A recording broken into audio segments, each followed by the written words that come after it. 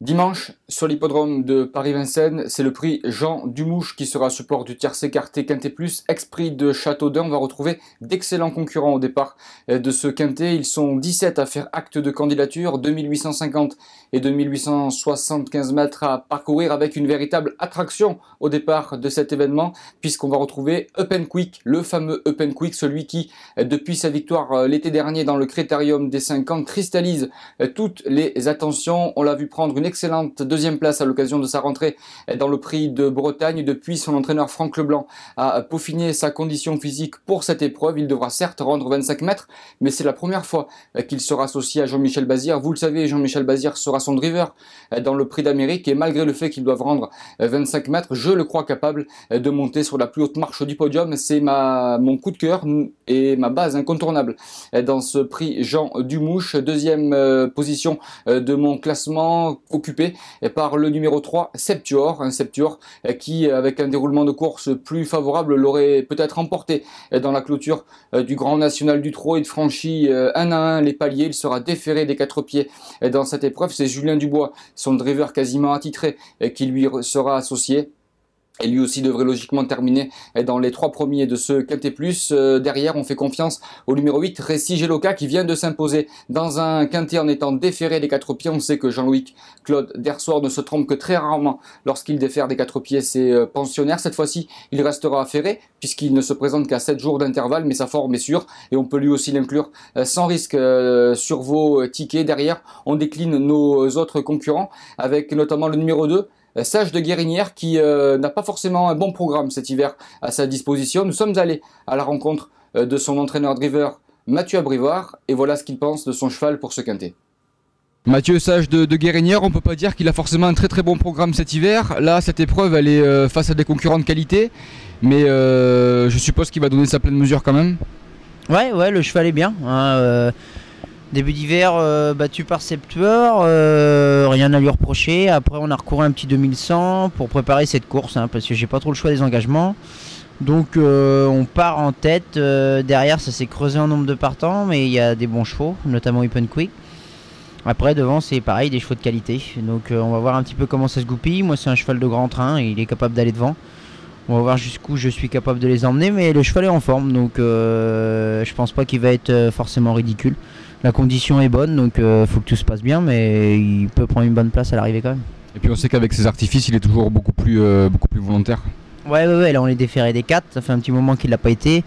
Et puis on va y mettre une paire de hier, parce que sinon c'est vrai qu'il attend un petit peu que ça se passe, donc là il est vraiment mis en mode course. Merci. Sage de Guérinière que vous connaissez donc très bien, un concurrent comme l'a dit Mathieu Abrivard qui aime pratiquer la course en tête, un concurrent qui a lui aussi visiblement sa place dans la bonne combinaison du Quintet. Ensuite, on va évoquer un concurrent que j'apprécie tout particulièrement. Il s'agit du bon Ramsey Duham, un cheval qui a appris son métier sous la selle et qui exprime désormais toutes ses qualités au trot attelé. Un concurrent que vous allez retrouver à l'occasion d'une course référence. Il s'agit du prix du Languedoc, épreuve dans laquelle il va prendre la 4e place. Et vous allez le voir terminer, il était confié à Mathieu Abrivard, termine dans une excellente action en léger retrait. Et ce jour-là, c'est Alicia Bella qui l'emportait devant Caballon, qui lui aussi participe à cette épreuve. Il n'est pas le seul, puisqu'on va retrouver également Better Line qui terminait 7e, Sogo était 8e, Supervisor était 9e, et puis Twist des Caillons était au 10e rang. Ramsey Duham qui était certainement la meilleure impression de cette épreuve. Franck Ouvry, qui va le découvrir dans cette épreuve, nous parle de ce Ramsey Duham. On l'écoute. Dimanche, Franck, vous allez retrouver Ramsey Duham pour la première fois. Vous allez le découvrir, mais vous le connaissez par ses performances, un cheval qui est souvent redoutable par ses points de vitesse finale. Oui, c'est un cheval que lorsqu'il est bien placé, on le voit vraiment bien finir ses courses. Moi, je vais le découvrir. Le lot est très très relevé, hein. Bon, il peut accrocher une 4-5e place, je pense. On sait que c'est un cheval qui s'est façonné sous la selle. Aujourd'hui, il arrive à donner sa pleine mesure à l'attelé. Dans un lot comme ça, je pense que pour une surprise, une cote spéculative, ça peut être un 4e ou 5e possible. Ah oui, c'est tous les trains, je pense, de ce que j'ai vu. Donc, il ne faudra pas être trop loin. Et si on peut mettre sa pointe finale, bon, et comme je vous le dis, il y a un super lot. Hein, donc, mais si on est déjà 4-5e, ça sera bien. Merci. Vous l'aurez compris, Ramsey Duham qui intéressera donc les amateurs d'outsiders dans cette épreuve. En fin de combinaison, on retient notamment le numéro 5, une fille d'amour. On sait que son grand objectif a été atteint puisqu'elle a remporté le prix Douanel de Saint-Quentin. Là, les données changent. L'opposition est certainement un peu plus relevée. On peut donc la retenir davantage pour une 4e ou pour une 5e place. Le numéro 11, Sogo, qui n'a pas encore eu l'occasion de briller cet hiver à Vincennes, mais on l'a remarqué après sa disqualification en dernier lieu. Il sera pieds nus lui aussi, associé à Franck Nivard, pourquoi pas en fin de combinaison, avec le numéro 9, Twist des Caillons, un concurrent qui, lorsqu'il est bien disposé, a lui aussi sa place dans la bonne combinaison d'une épreuve de ce type. Ils sont nombreux, vous le savez, c'est toujours la même chose dans ce type de quintet, à pouvoir prétendre à figurer pour les places. On a des regrets, évidemment, dans cette épreuve, avec notamment le numéro 12.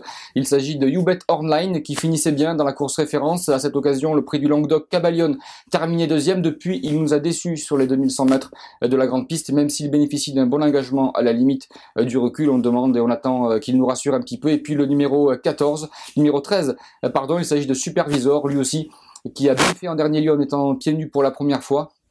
Là, il n'a pas de marge de manœuvre, mais n'est pas avec évidemment de combinaison. Par contre, on a quelques impasses à vous proposer également, des chevaux qui surprendraient grandement les parieurs et puis leurs entourages respectifs s'ils figuraient à l'arrivée. C'est le cas du numéro 1, Tornado Bello, qui est en phase de préparation. Ulysse, son compagnon d'entraînement, prépare lui aussi une prochaine épreuve sous la selle. Et puis on éliminera également le numéro 17, Réglorieux Dubois, qui rencontre lui aussi des tâches bien délicates.